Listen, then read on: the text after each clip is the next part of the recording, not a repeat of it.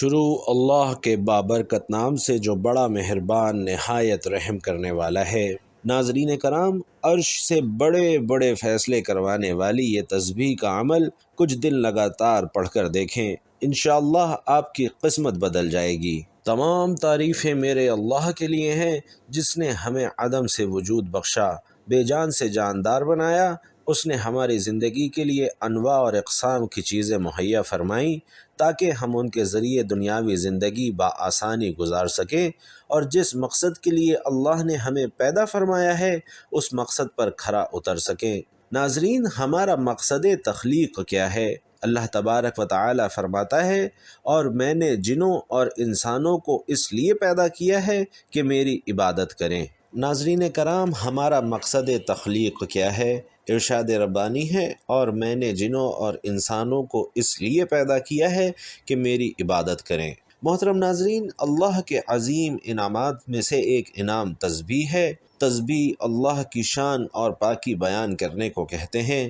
اللہ تعالیٰ کا وہ ذکر جس کی سلطنت 7 آسمانوں کے اوپر تک پھیلی ہوئی ہے، اور قرآن کی 7 مبارک سورتوں کا آغاز بھی تسبیح سے ہوتا ہے۔ رسول علیہ السلام نے فرمایا کہ جہاں اللہ کا ذکر ہوتا ہے فرشتے اس جگہ کو گھیر لیتے ہیں۔ جس گھر میں اللہ کا ذکر یعنی اللہ کی تسبیح کی جاتی ہے، فرشتے اس گھر کو گھیر لیتے ہیں، یعنی ان پڑھنے والوں کی مجلس میں شامل ہو جاتے ہیں اور پھر ان کے لیے دعائیں مانگتے ہیں۔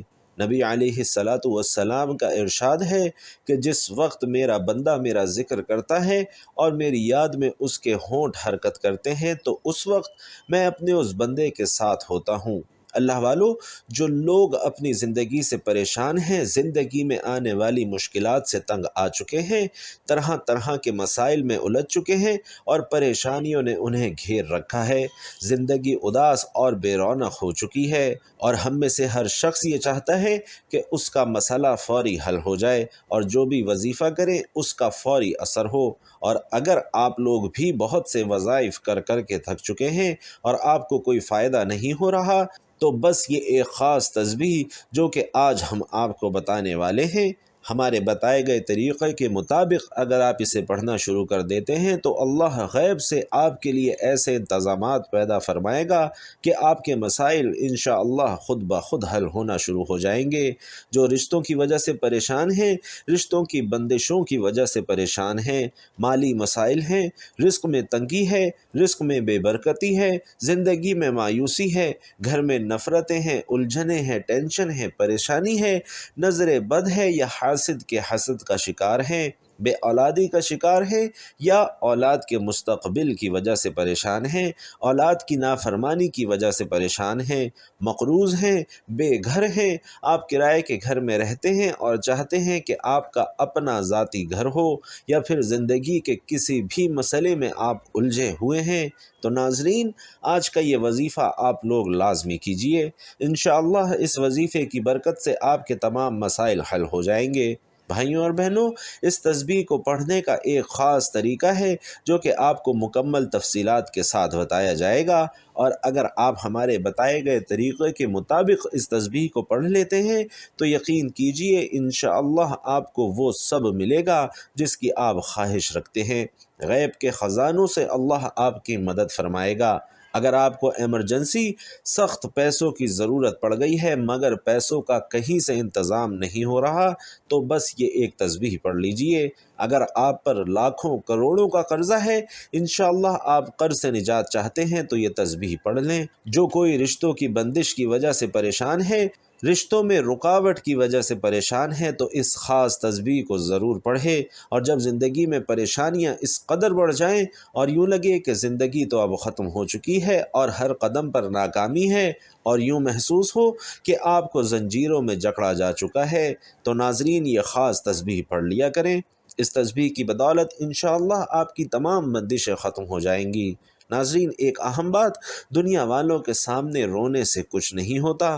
زندگی میں جب بھی کوئی مشکل آئے، جب بھی کوئی پریشانی کا سامنا کرنا پڑے، اور جب بھی زندگی میں اندھیروں کے بادل چھائے ہوئے ہوں، تو صرف اپنے رب سے رجوع کریں، کیونکہ ہمارا رب ہی ہے جو سب کی مشکلات کو آسان کرتا ہے، سب کی فریاد کو سنتا ہے، اور اللہ جسے چاہے بے تحاشا دولت عطا کرے، جسے چاہے غنی کر دے، جسے چاہے فقیر کر دے، اور وہی رب کی ذات ہے جو ہر چیز پر قادر ہے۔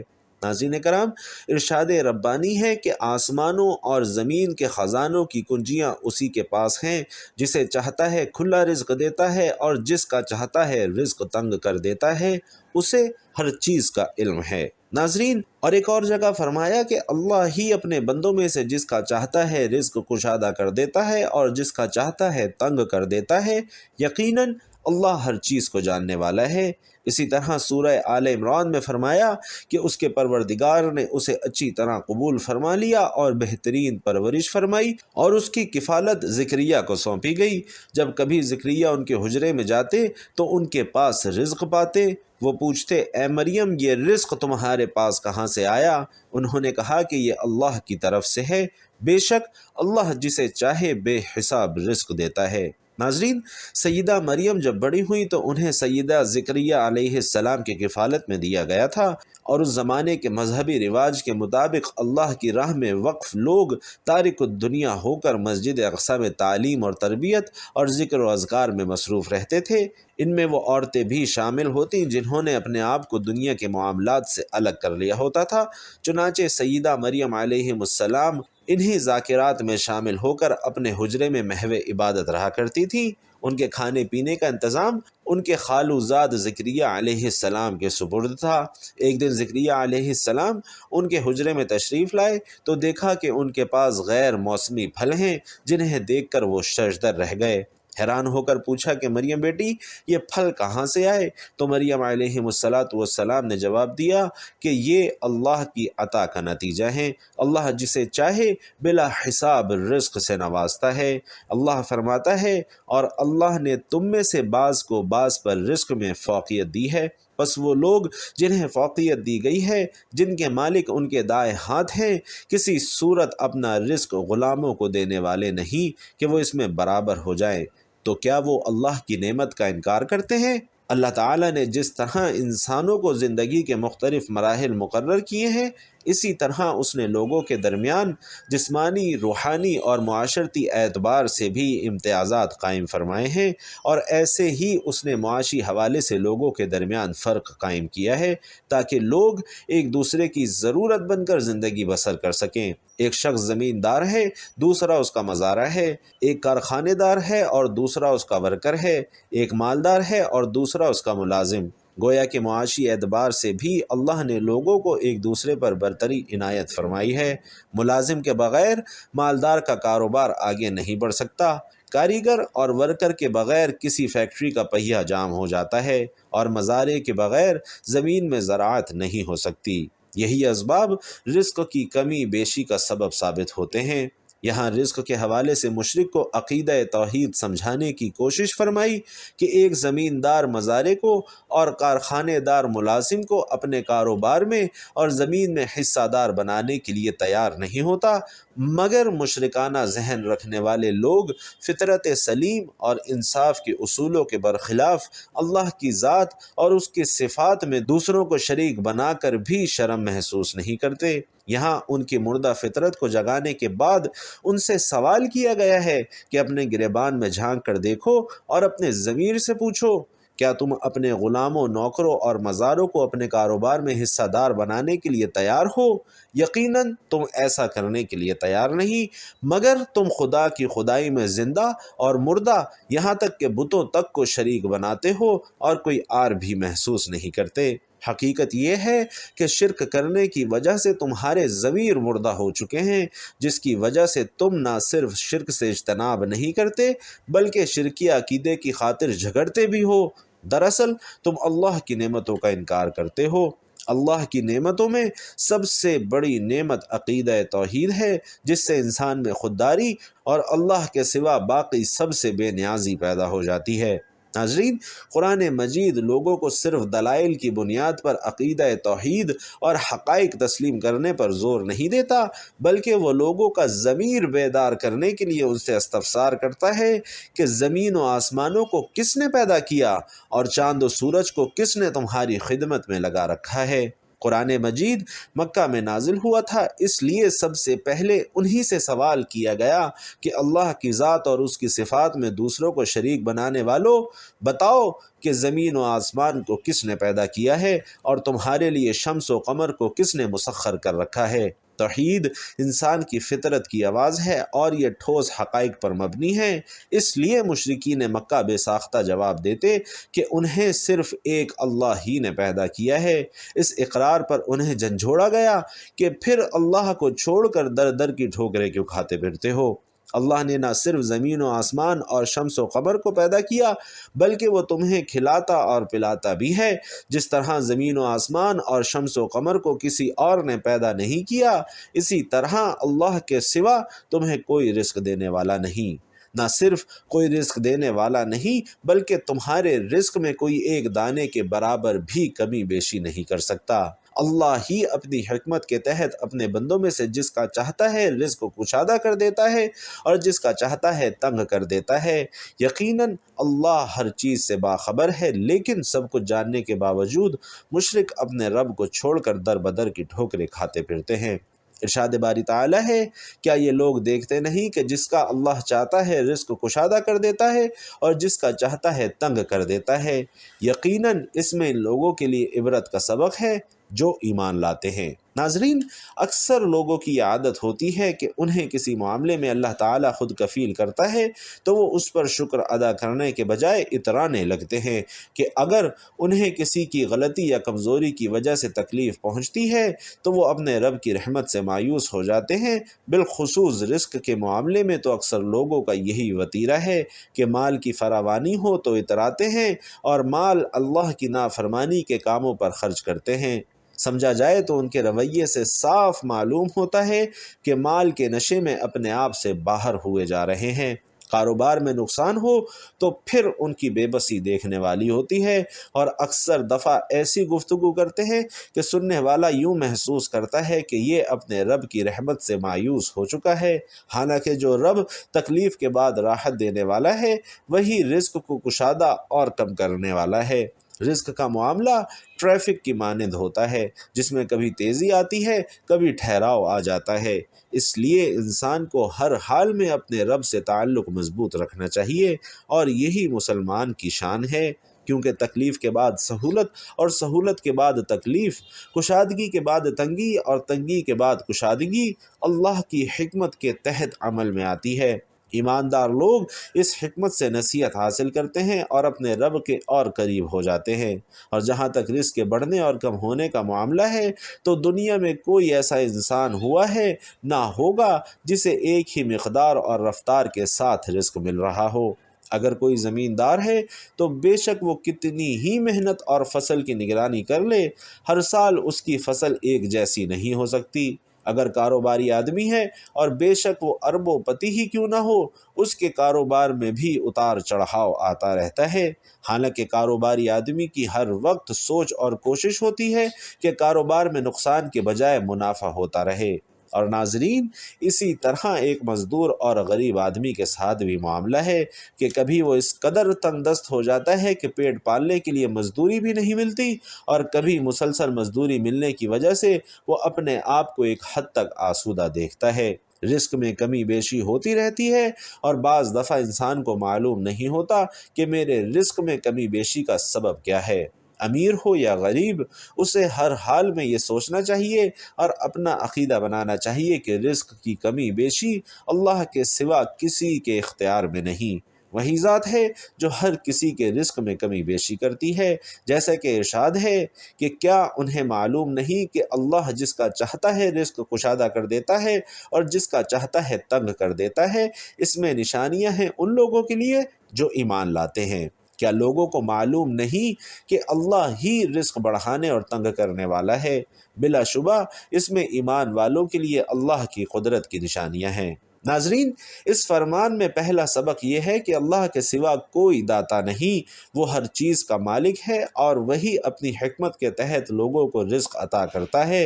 اور دوسرا سبق اس میں یہ پایا جاتا ہے کہ کسی مالدار کو اپنے مال پر اترانا نہیں چاہیے، کیونکہ رزق کی کشادگی اور تنگی کسی کی لیاقت اور محنت پر منحصر نہیں۔ ناظرین، دنیا میں کتنے لوگ ہیں جو شب و روز محنت کرتے ہیں مگر رزق کی کشادگی دیکھنا ان کے نصیب میں نہیں ہوتی۔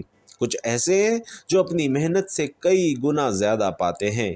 اس حقیقت کو جاننے کے لیے زمیندار کی مثال سامنے رکھیے کہ زمین ایک ہی ہے، اس کا پانی، موسم اور بیج یکساں ہے اور دیگر ذرائع بھی ایک جیسے ہیں، استعمال کیے جاتے ہیں، مگر فی ایکڑ کے حساب سے ایک قطعے کی فصل بہت اچھی ہے تو دوسرے کی بہت کم۔ اور یہی صورتحال منڈی اور بازاروں میں دیکھی جاتی ہے۔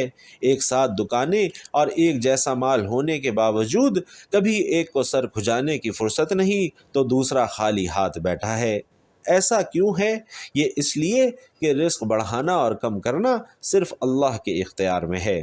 اس لیے مالدار کو اپنے مال پر اترانے کے بجائے اپنے رب کا شکر گزار ہونا چاہیے اور تنگ دست کو اپنی حالت پر صبر کرتے ہوئے اپنے رب کے حضور دعا کرنی چاہیے کہ اے اللہ، مجھے حرام مال سے بچا کر حلال رزق وافر عطا فرما اور اپنے فضل کے ساتھ مجھے اپنے سوا ہر ایک سے بے پرواہ کر دے۔